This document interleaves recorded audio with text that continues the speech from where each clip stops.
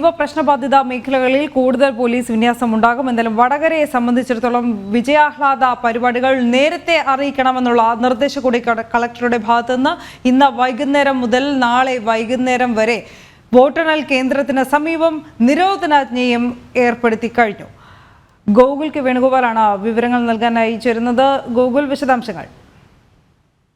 അനു, ഈ വടകരയിലെ തെരഞ്ഞെടുപ്പ് വിജയാഘോഷത്തെ അതീവ ശ്രദ്ധയോട് കൂടിയിട്ടാണ് ജില്ലാ ഭരണകൂടം നോക്കിക്കാണുന്നത്. വടകരയുമായി ബന്ധപ്പെട്ട വിഷയത്തിൽ നേരത്തെ തന്നെ പോലീസ് ഉദ്യോഗസ്ഥർ ഉൾപ്പെടെയുള്ള ആളുകളുടെ നേതൃത്വത്തിൽ രാഷ്ട്രീയ കക്ഷി പ്രതിനിധികളെ ഉൾക്കൊള്ളിച്ചുകൊണ്ട് സർവകക്ഷി യോഗം ഒക്കെ വിളിച്ചു ചേർത്തിട്ടുണ്ടായിരുന്നു. ഇതിന്റെ പശ്ചാത്തലമൊക്കെ നമുക്ക് നേരത്തെ തന്നെ അറിയുന്നതാണ്. വടകര തെരഞ്ഞെടുപ്പുമായി ബന്ധപ്പെട്ട് വലിയ രീതിയിലുള്ള അഭിപ്രായ വ്യത്യാസങ്ങളും രാഷ്ട്രീയ ആരോപണങ്ങളും പ്രത്യാരോപണങ്ങളും ഒക്കെ ഉണ്ടായിരുന്നു. ബോംബ് രാഷ്ട്രീയമൊക്കെ വലിയ രീതിയിൽ ചർച്ചയായി. പിന്നീട് അത് വർഗീയ പ്രചാരണത്തിലേക്കും എത്തി. ഒരുപക്ഷെ വടകരയുടെ പ്രത്യേക സാഹചര്യം കണക്കിലെടുത്തുകൊണ്ട് നേരത്തെ തന്നെ അതീവ ഗൗരവത്തോടു കൂടിയിട്ട് തന്നെയാണ് ജില്ലാ ഭരണകൂടം ഉൾപ്പെടെയുള്ള അധികൃതർ ഈ പ്രദേശത്തെ രാഷ്ട്രീയ വിഷയങ്ങളെ നോക്കിക്കാണുന്നത്.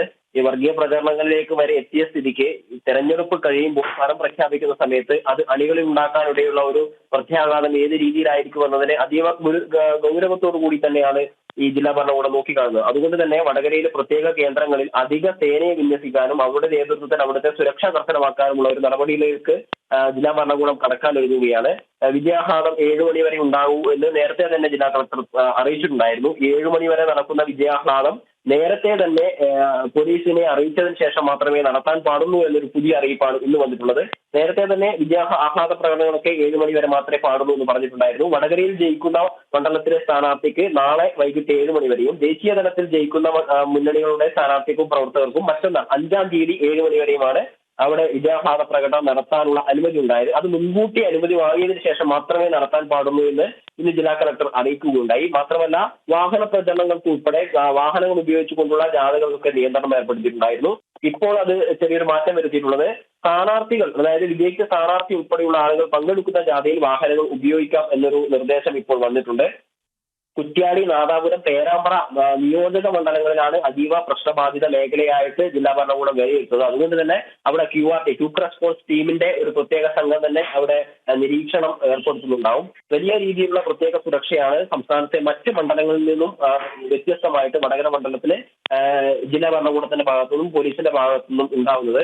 മാത്രമല്ല, ഇന്ന് വൈകിട്ട് 6 മണി മുതൽ നാളെ വൈകിട്ട് 6 മണി വരെ വോട്ടെണ്ണൽ കേന്ദ്രത്തിന്റെ പരിധിയിൽ നിരോധനാജ്ഞയും വടകര മണ്ഡലത്തിന്റെ വോട്ടെണ്ണൽ കേന്ദ്രത്തിന്റെ പരിധിയിൽ നിരോധനാജ്ഞയും ഏർപ്പെടുത്തിയിട്ടുണ്ട്.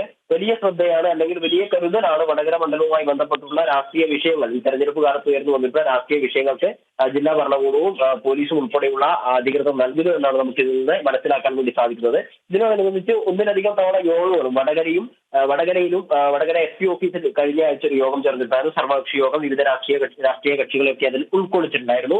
അതിനുശേഷം മാധ്യമ പ്രവർത്തകരെ വിളിച്ചുകൊണ്ട് ജില്ലാ കളക്ടറുടെ ചേംബറിൽ ഒരു യോഗം വിളിച്ചു ചേർത്തിട്ടുണ്ടായിരുന്നു. വാർത്തകൾ കൊടുക്കുന്നതുമായി ബന്ധപ്പെട്ട കാര്യങ്ങൾ അതീവ ശ്രദ്ധ പുലർത്തണമെന്നും വടകരയിൽ നിന്ന് വരുന്ന വാർത്തകൾ കുറച്ചുകൂടി ഒന്ന് ഉറപ്പിച്ചതിന് ശേഷം മാത്രമേ കൊടുക്കാൻ പാടുള്ളൂ എന്നൊരു നിർദ്ദേശം ജില്ലാ കളക്ടർ മാധ്യമ പ്രവർത്തകർ നൽകിയിട്ടുണ്ടായിരുന്നു. തുടർന്ന് ഇന്നാണ് അതുമായി ബന്ധപ്പെട്ട കൂടുതൽ വിശദീകരണങ്ങളിലേക്ക് ജില്ലാ കളക്ടർ കടന്നത്. അതിൽ ഇത്തരം കാര്യങ്ങളാണ് പറഞ്ഞിട്ടുള്ളത്. QRT സംഘത്തിന്റെ പ്രത്യേക സുരക്ഷ അവിടെ ഉണ്ടാവും. വടകര, കുറ്റ്യാടി, പേരാമ്പ്ര മണ്ഡലങ്ങൾ പ്രശ്നബാധിത മേഖലകളാണ്. അവിടെ അധിക സേനകളെ വിന്യസിക്കും, നിരോധനാജ്ഞയുണ്ട് തുടങ്ങിയ കാര്യങ്ങളൊക്കെ വരുമ്പോൾ തന്നെ വടകരയുടെ ഒരു പശ്ചാത്തലം മനസ്സിലാക്കുകയും അതിനനുസരിച്ച് പ്രവർത്തിക്കാൻ ഈ രാഷ്ട്രീയ കക്ഷികളുടെ നേതൃത്വവും അണികളും തയ്യാറാവണമെന്നൊരു നിർദ്ദേശമാണ് ജില്ലാ ഭരണകൂടത്തിന്റെ ഭാഗത്തു നിന്നും ഉണ്ടായിട്ടുള്ളത്.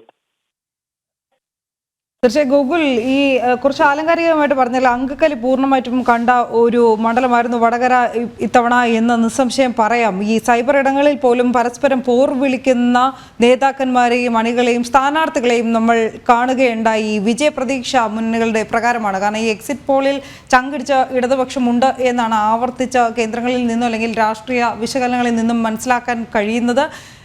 വടകര എപ്രകാരമാണ്?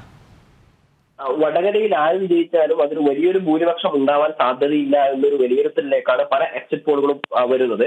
ഇടതുമുന്നണി വിജയിക്കുമെന്ന്, അല്ലെങ്കിൽ KK ശൈലജ വിജയിക്കുമെന്ന് പറഞ്ഞ എക്സിറ്റ് പോളുകളെ UDF സ്ഥാനാർത്ഥിയും, UDF സ്ഥാനാർത്ഥിയായിട്ടുള്ള ഷാഫി പറമ്പിൽ വിജയിക്കുമെന്ന് പറയുന്ന എക്സിറ്റ് പോളുകളെ LDF സ്ഥാനാർത്ഥിയും പാടെ തള്ളിക്കളയുകയാണ്. ആദ്യഘട്ടങ്ങളിൽ തിരഞ്ഞെടുപ്പ് പ്രഖ്യാപിച്ച ആദ്യഘട്ടങ്ങളിൽ വടകര മണ്ഡലത്തിൽ KK ശൈലജ, LDF സ്ഥാനാർത്ഥിയായ KK ശൈലജയ്ക്ക് ഒരു അപ്രമാദിത്വം ഉണ്ടായിരുന്നു.